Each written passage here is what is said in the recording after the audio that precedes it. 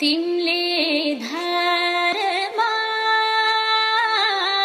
माइला छोड्यौ र कतै ऐठान पार्छ माइला आजेल त बेपत्ता।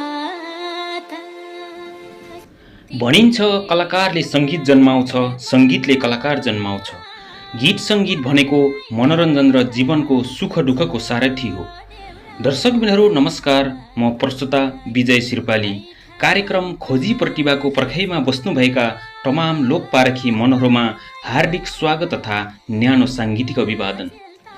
अहिले टिकटकमा भाइरल भएको यो गीत सायद तपाईहरू सबैले देख्नु सुन्नु भएकै होला।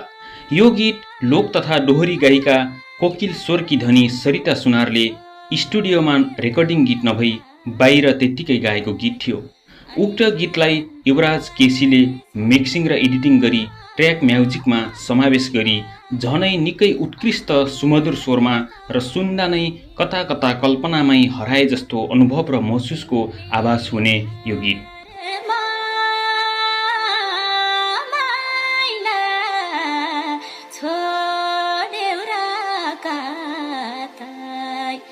ऐठान